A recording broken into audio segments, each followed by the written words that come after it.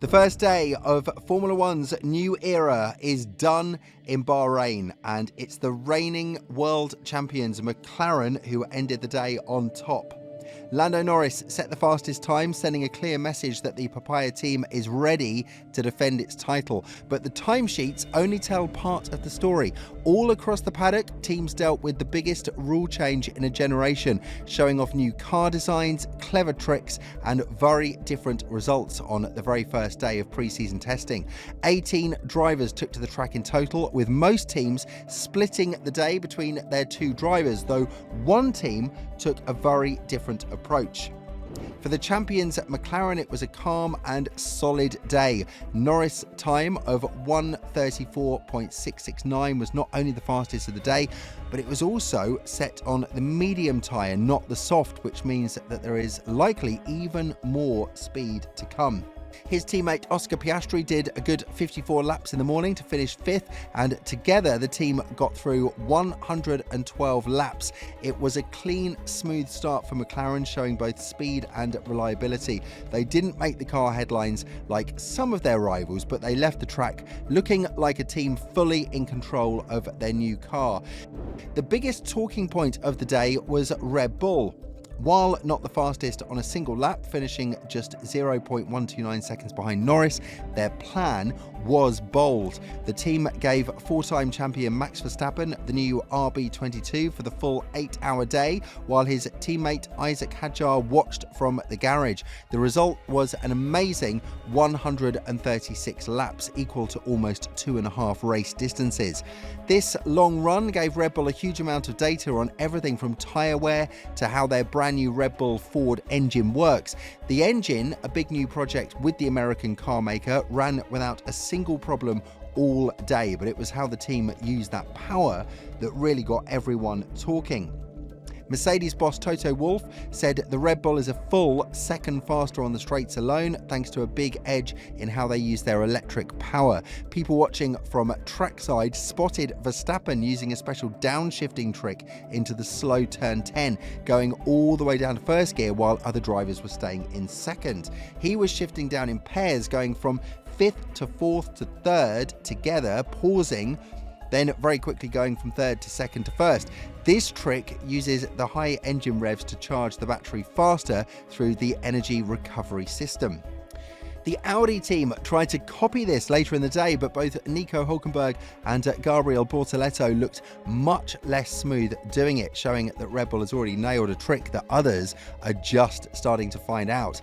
On the other side of things, Ferrari's Lewis Hamilton had serious worries about the new rules. After his morning run of 52 laps, the 7-time world champion was very honest, saying the new cars feel slower than a GP2 car.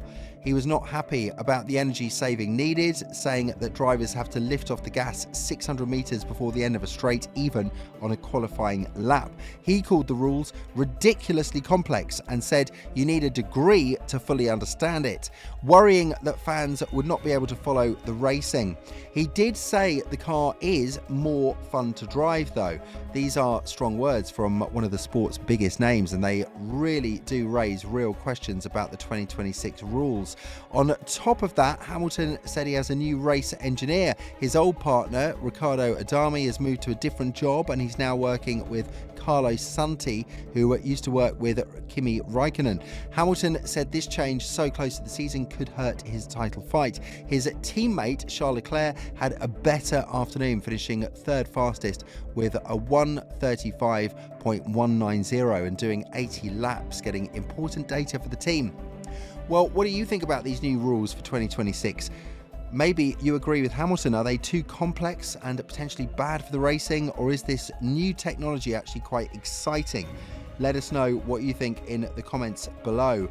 For Aston Martin, the day was a total disaster. The team came to Bahrain with big hopes with a car designed by the legendary Adrian Newey and a new deal with Honda for their engine. But the AMR26 only did 36 laps in the morning before a problem with the Honda engine forced them to stop for the rest of the day. Lance Stroll was the only driver to set a time, a 1:39.883, which put them 17th out of 18. This is, of course, a massive blow as they lost a full afternoon of track time and data. They also had limited running at a private test in Barcelona, so the team is already now way behind their rivals. It didn't go unnoticed that Newey had recently said he came up with the car's idea while on gardening leave from Red Bull. Turning that idea into a car that actually works is turning out to be a much harder job. One of the biggest surprises of the day came from Haas. Usually found near the back in recent years, the American team had a really good first day. Esteban Ocon finished a strong fourth with a 1:35.578, less than a second off the fastest time. Even better, he did 115 laps, the third highest total of any driver. This mix of speed and reliability is a really good sign for Haas, a team that has struggled with both in the past. It looks like they have made a real step forward, and Ocon could be the experienced driver they needed to push the team up the grid. Mercedes, who looked fast in the private Barcelona test, had a much quieter day in Bahrain. George Russell finished 6th with a 1:36.108 over 1.4 seconds off the pace, very different from the speed they showed in Barcelona. The team then had a problem getting the car ready for rookie Kimi Antonelli in the afternoon. This held up the young Italian badly, and he only got 30 laps in the last hour. Losing a lot of the afternoon was a big problem. Team boss Toto Wolff was quick to talk about Red Bull's straight line speed, saying they are deploying far more energy on the straights, maybe to take the focus off his own team's tough day. Further down the grid, there were mixed results. Williams bounced back well after missing the Barcelona test completely, doing an impressive 145 laps between Carlos Sainz and Alex Albon.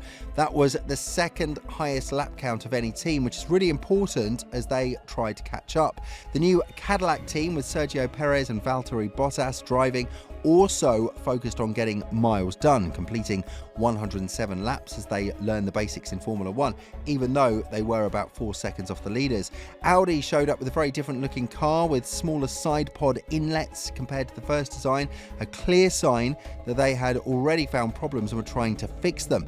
The day was stopped twice by red flags, once for Franco Colapinto's Alpine in the morning and once for Nico Hülkenberg's Audi in the afternoon, a reminder that these new cars are tricky for everyone. As the sun went down on the first day of a new era, the story was all about contrasts. McLaren sits on top, calm and confident as the reigning champions. Red Bull's huge lap count and clever tricks have made them the biggest threat. Hamilton's honest words have raised questions about the new rules. Aston Martin's early problems have put them behind, and surprises from teams like Haas show that the new rules have mixed up the order. The teams will now spend the night looking at all the data, trying to find the secrets of these new cars.